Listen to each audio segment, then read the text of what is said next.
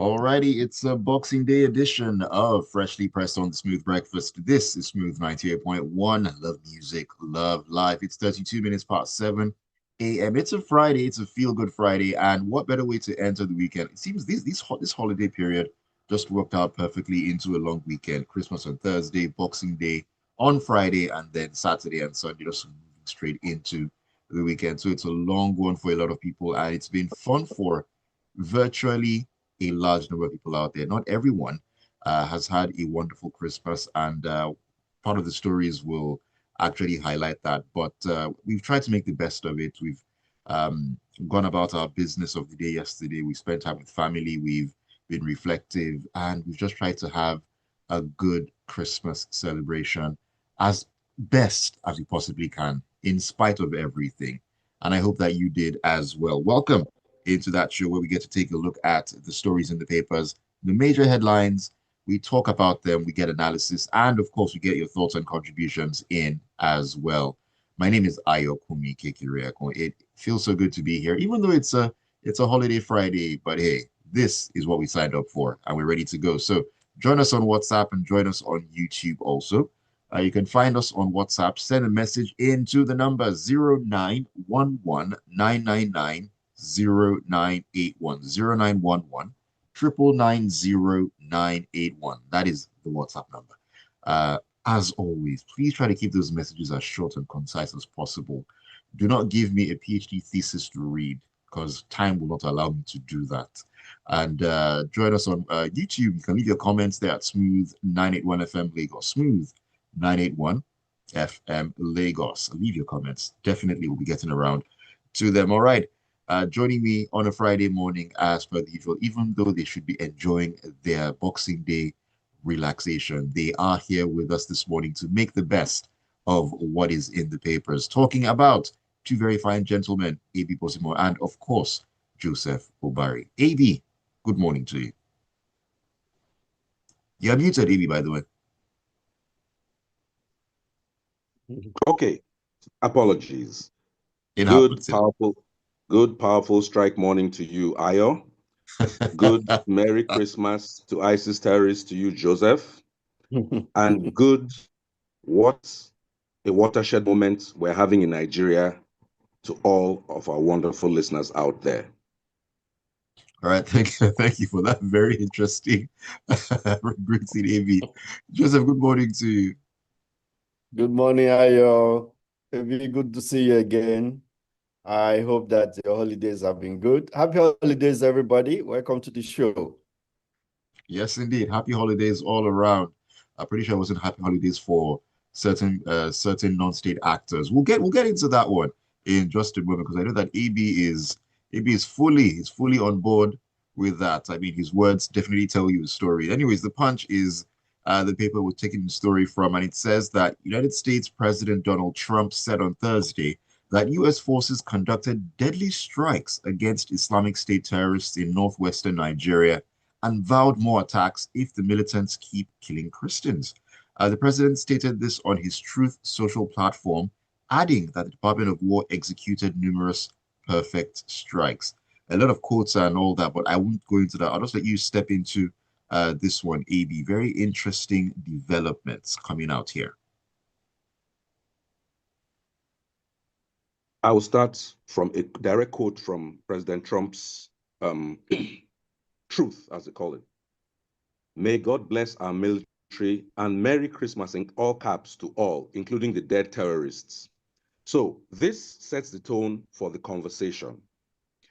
Evidently, while many of us were eating our rice and Christmas goat and chicken, the military of the United States, in consultation with Nigerian authorities, launched some strikes at ISIS terrorists as alleged. And evidently, they've taken them out. It's easy to go on and on about the issues of sovereignty and all that. But according to this story, the Nigerian authorities were part of it. So presumably, we weren't taken by surprise. But here's where it gets very interesting to me. We have had repeated opportunities over a decade plus to have been as decisive as this. for whatever reason, it has seemed difficult, in quote, for us to do. Now, to quote Senate President Akpabio, because Trump was pressing certain necks, we started shuffling deck chairs on a Titanic for a while. We seem to have become more lively. But I would argue that we had the money and technology to have identified these people before now. At least I know one name, Bello Turji, and I'm not in security circles. Bello Turji has been on record attending weddings, giving instructions to commissioners of police, etc., carrying on with bullet-laden bandoliers on his chest and ammunition. Why does a Bello Turji exist within the Nigerian space? And by extension, why have all these other terrorists of any stripe, Lakurawa, bandit, cattle rustler, all of them are terrorists. Anybody who has given them aid and comfort is actually also liable. So apparently, a set of them were taken out, and there are promises of more. Now, we've all heard of the joke of a newlywed couple that were going on a hill, and somehow a horse stumbled, and the woman got down, and with one gunshot, she said one, first strike, and she shot the horse dead. And the man was surprised. So they kept going. Another horse stumbled, and he was about to complain, and she said, first strike, and the marriage was peaceful forever after. So I'm saying right now there is a specter of more strikes. I would imagine that it is a behavior altering thing for the terrorists. Before now, they were communicating with the Nigerian government, taking hostages and allegedly receiving some kind of assurances and giving them up. The game has changed. It's a watershed moment. Now, if you are seen to be acting as a terrorist, your life is forfeit. Think about this. 360 people are carried. How is that possible with no surveillance? Nigeria has drones. Of that, I'm confident. Because private citizens own drones. I don't imagine the Nigerian government doesn't have drones. It must have been possible way before now to identify this place. We hear they are being careful. The National Security Advisor, the children who have been kidnapped from their parents for 2 weeks are okay. They are doing very well in captivity. Statements like that sounded unserious from Ribadu. So suddenly, somebody who has more energy has taken matters into his own hands and started terminating pockets of terrorists. I think beyond the theatrics and the explosions, I want our leaders to calm down and really, really think. In their inner mind, do they think that there is a widespread condemnation of this strike by well-meaning Nigerians of all stripes? If they're honest, they'll know it's not. And that tells them that the people have been unhappy about this for long. In travel right now, people are scared to travel. The leaders should look at leadership for what it really means. The only way you can be a real leader is when you make the people that you're supposed to be leading have worthwhile lives, when they're not living in permanent fear. And you now make them your backup. On a good day, if this kind of thing had happened from an external thing, you would have seen an uprising of irritation. The only people who are going to be angry about this right now are those who love terrorists. I'm telling you, only those who love Nigerians being slaughtered by terrorists will be angry, because who was killed? Terrorists. Not ordinary Nigerians, not hardworking Christians and Muslims and farmers and architects and lawyers and OAPs. Terrorists. So if you are angry that this happened when terrorists were killed, you get terror for your blood, and you should watch out. You might be next in line.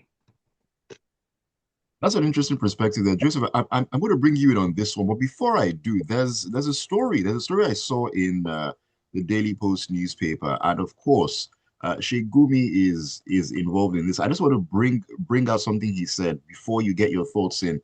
Now he called on the federal government to immediately halt all military cooperation with the United States following the airstrikes by the U.S. Now he warned that American involvement could actually worsen Nigeria's security challenges and also undermine national sovereignty. I mean, with that in mind, Joseph, just let's get your thoughts on this particular matter.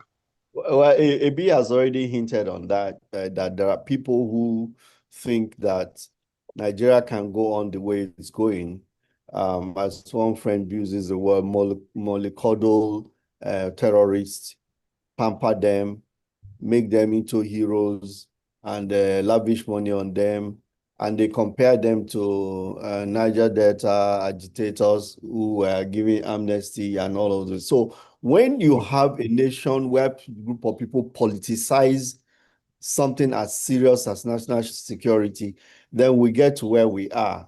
And for 8 years, the administration of Buhari didn't do anything different from what Gumi was saying now, agitating.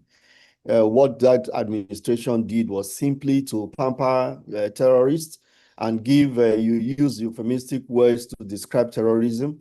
And for the first time in this country, I hear a president come out to list all these group of criminals as terrorists. That in itself speaks a good language, but it took the intervention of a foreign government to push our government to do this. And that's where the shame lies, because it means that up to this point, we're still playing the same political card with insecurity in Nigeria. So I see what the US has done. That's a matter of terrorism is a global problem, whether we like it or not. The ISIS in Nigeria is not far different from the one that could strike the United States tomorrow or the United Kingdom or so, because where you breed them, after all, it was a Nigerian who was living here in the underpants of bombs to go on a flight to the United States. So you can breed them anywhere. They can go and execute their deadly acts anywhere else. So striking them here is a major step. And I think the time has come when the Nigerian government has to take a position on such comments as Gumi makes, or people like that when they say those kind of things. It's not enough to just say, oh, he has the freedom to talk. What will happen if Gumi is arrested and interrogated? Because he seems to know more about the terrorists than what benefits Nigerians. And the government shouldn't tolerate such things. It should be keeping quiet over that. It's not healthy. Yeah, so because whether we like it or not, some people are listening to Gumi. Some younger group of Nigerians, as they are listening to this, and it's a terrible propaganda, and it shouldn't be encouraged. The government has to be heavy-handed on such kind of comments from people like that. Just two things. One, Buhari actually made Nigeria the landing point for Fulanis from around the world, number one. And number two, a person like Gumi is actually a suspect in my view, because he has given aid and comfort to terrorists.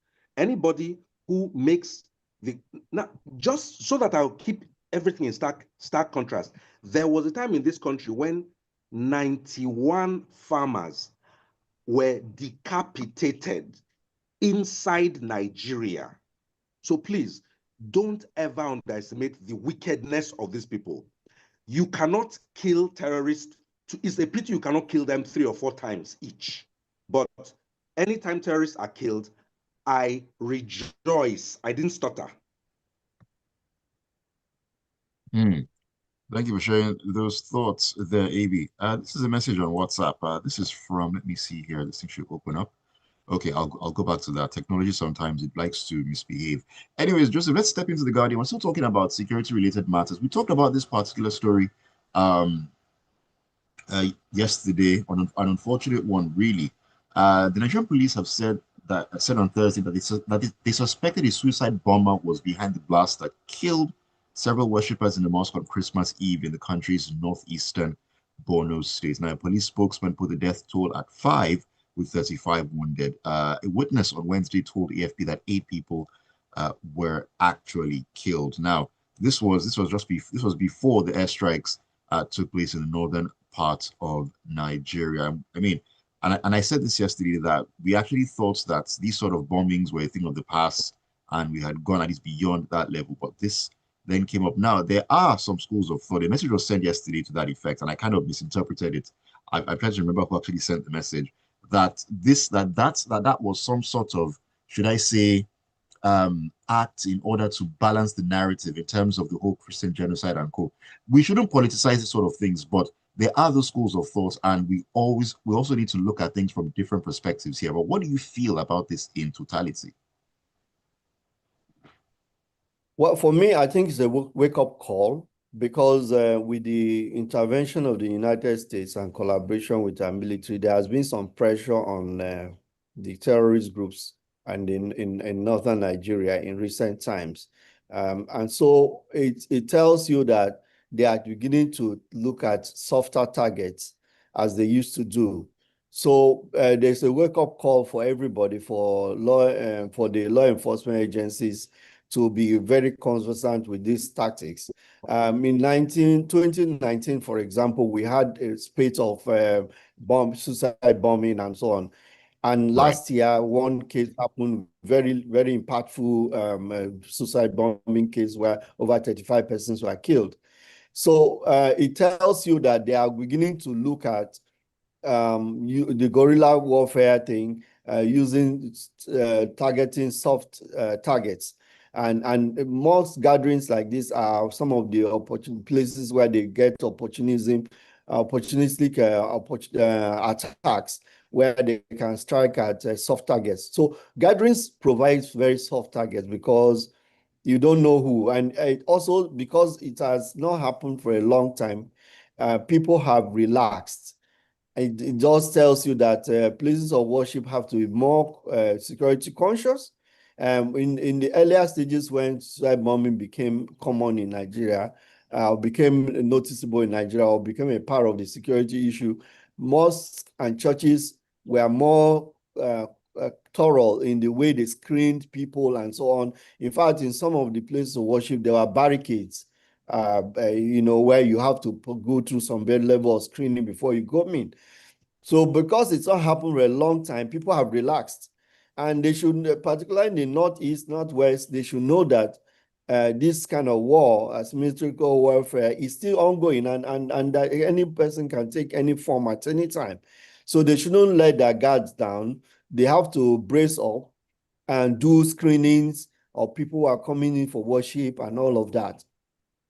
But then, of course, it was only after it happened that security law enforcement was deployed to places of worship and other places. I think somehow preparedness and predicting or projecting what could happen will make us more alert and sensitive to be able to address these kind of challenges that have occurred. But I just simply believe that it's a wake-up call that they can be changing their tactics completely. Okay, Abi, you want to weigh in on this? Very briefly, I would like Shegumi to explain to me how a terrorist self-bomber advances any cause. Maybe he can tell me the cause that is advanced by the murder of 5 people and the injury of 35. I'm waiting. Right. Let me take a comment or two here on YouTube. This is from Adedike Adile, who says, please, who is this Sheikh Gumi? What is his relevance in this country? Well, it's interesting. I mean, he was a former captain in the Nigerian army and all that. What I just wonder is, what exactly is it that he knows, or what sort of influence does he wield to be able to make all these statements or all these sort of comments for such a long time without any questions being asked? Any other person, I believe, making a smidgen of those sort of comments would have been picked up. This is Nigeria. We've seen this happen on a regular basis. So what exactly does he know that we don't? That is a very big question. This is your good radio friend who says, where there's a will, there's a way. The one thing the leadership of Nigeria has lacked for over 8 years now is will, and he wrote will in all caps. All right, let's get back into the story. Abi, let us head down to Lagos here. When I mentioned earlier that not everybody had a great Christmas, this is a story I was alluding to. We're stepping into the punch, and it says the Lagos State Fire and Rescue Service has explained why the fire outbreak at the Great Nigeria Insurance House on Martin Street, Lagos Island, took several hours to contain. Now, according to Punch Online, they reported that the fire started in a 25-story building around 5 p.m. on Wednesday and continued into Thursday despite the early deployment of firefighting crews. And I had reports that the fire wasn't even completely extinguished as of yesterday evening, according to someone who went by there. AB, such an unfortunate incident to have occurred. Let me start by thanking God that at the end of the story, they said certain people, about 10 of them, were rescued alive with varying degrees of injuries and are in stable condition. So, first of all, lives were preserved. Property is extremely important, but lives are irreplaceable. So, that's the first teeny bit of good news, and arguably the only piece of good news in the story. Let's go to the fundamentals. It's about the built environment, it's about buildings. Lagos is popular and very noted for tall buildings, especially on Lagos Island, that Mandela and Co area. This thing happened on the fifth story of a 25-story building. The fifth story is relatively accessible. So if you have early alerts, you can quickly get there and you can, fire jets can actually make it. But this fire was compounded by the following things.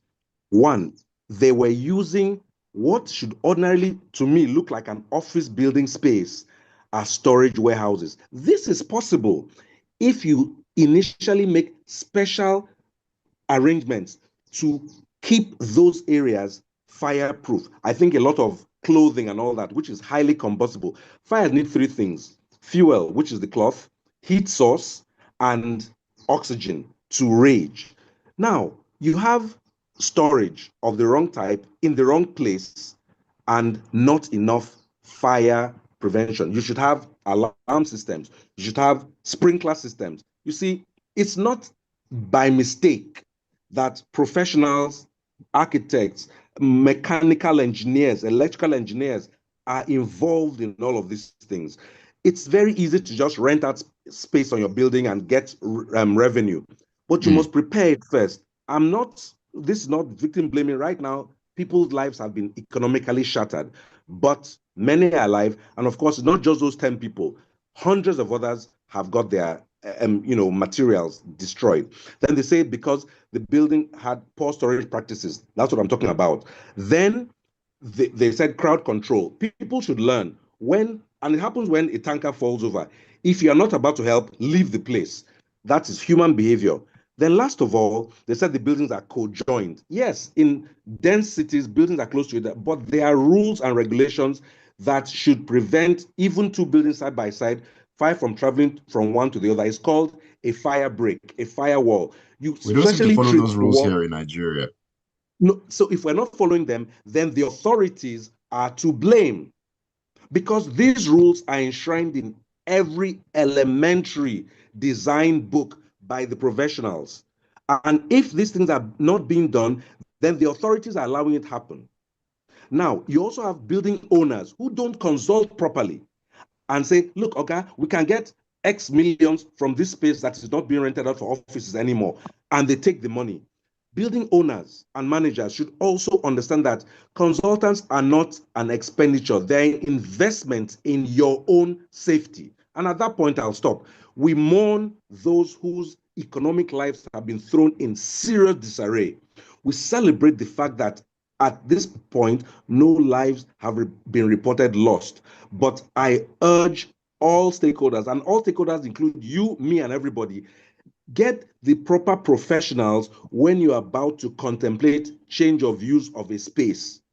It's not as simple as it seems to you. Not because you own the building that you think you know it all. You actually don't. Even the professionals don't know it, which is why we consult our documents and other professionals. Let's make a safer world. Why must this happen every year, literally?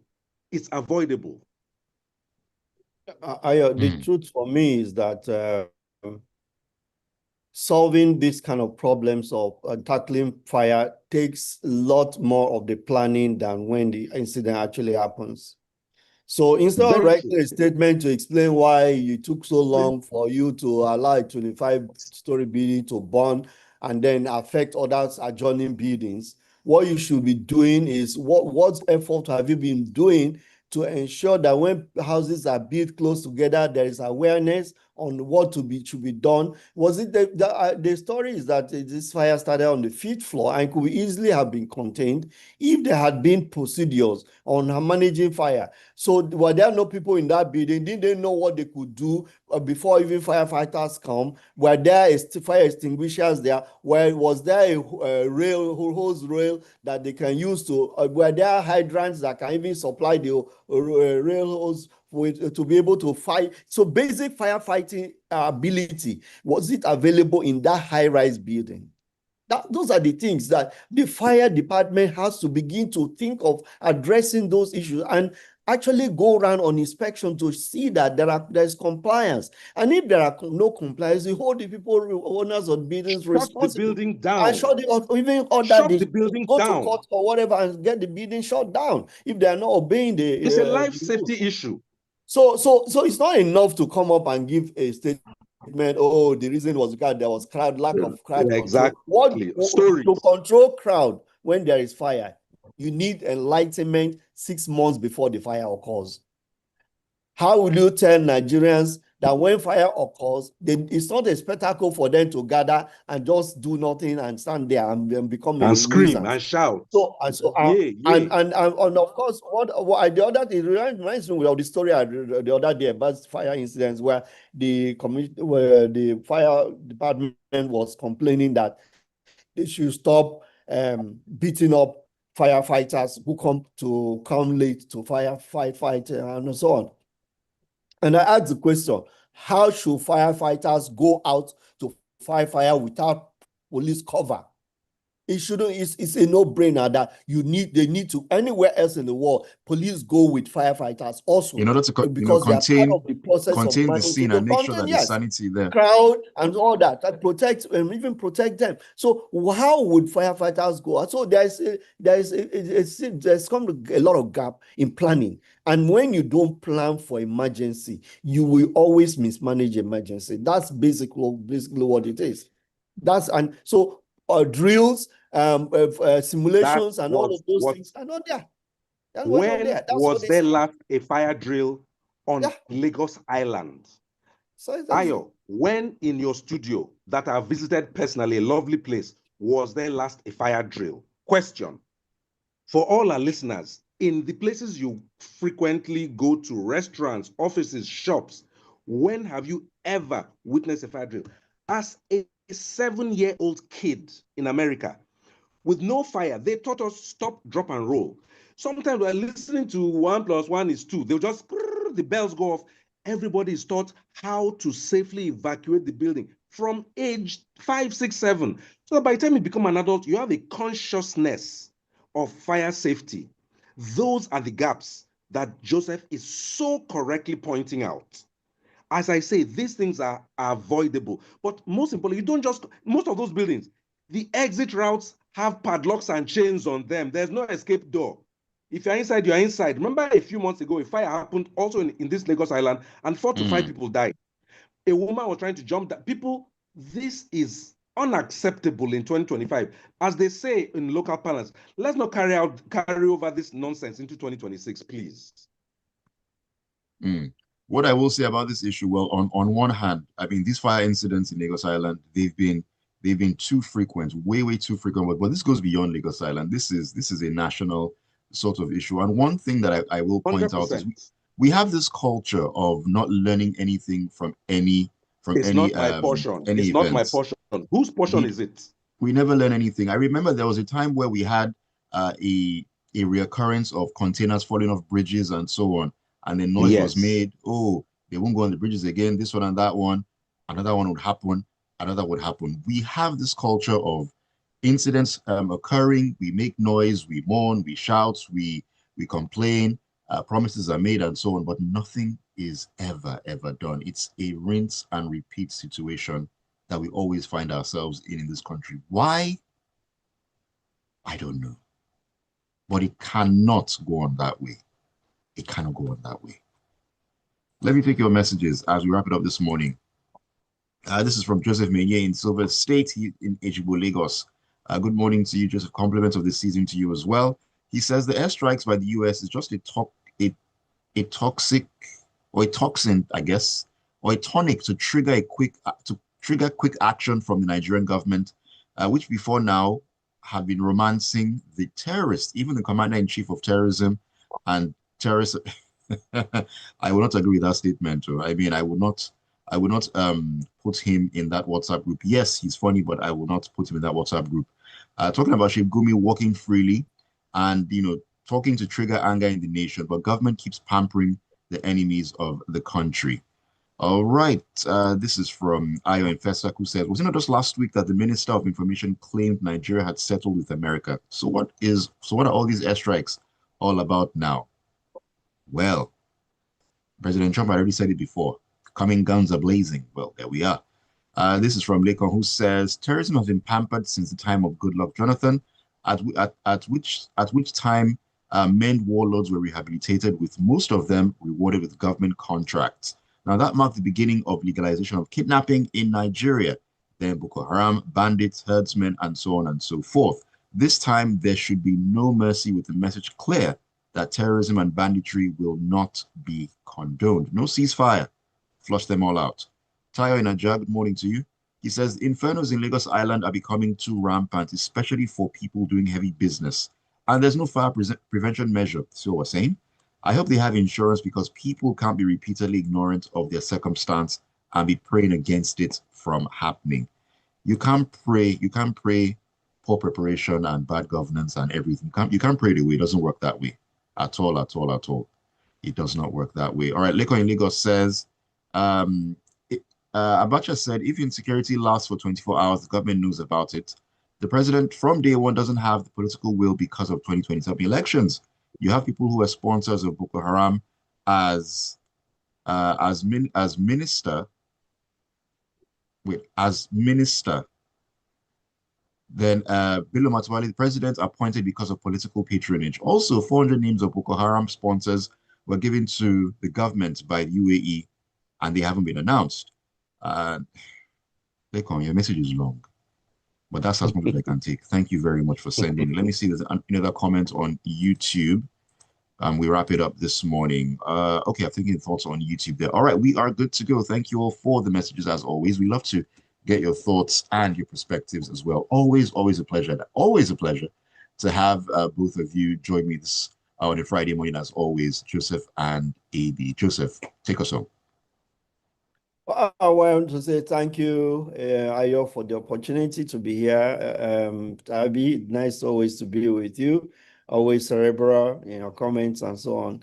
And then listeners, thanks for your very insightful comments and contributions that make the show richer. I wish everybody a wonderful weekend. Everybody, great weekend. Thanks. Thank you so much. AB. Thank you very much, Ayo. Thank you, Smooth. Thank you, Joseph. And thank you, listeners. It's been a long year. We thank God for having reached here. We mourn with those of our compatriots, whether in Borno, whether in Lagos Island, and anywhere else, who did not experience Christmas the way we have the privilege to do. We hope that with this watershed moment, it will be clear to the leaders of Nigeria that they are clay-footed. And if they want to firm up the ground upon which they stand, they must focus on making Nigeria safe, promising, and productive for all of us, and not just for that sliver of a set of people that consider themselves to be a quote-unquote ruling class, because they aren't leading us anywhere. Thank you. We look forward to next week and a new year in the upcoming, by the next weekend. God bless you all. Yes, indeed. Amen to all the prayers. Thank you so much, gentlemen, for joining me this morning. Lagos, it's been an interesting show. Thank you all once again for being a part of it. Keep it tuned to the Smooth Breakfast. 8:15, we walk into the locker room. It's going to be great sporting action. The weekend is filled with a lot of sports to look forward to. Teka will be in to take us through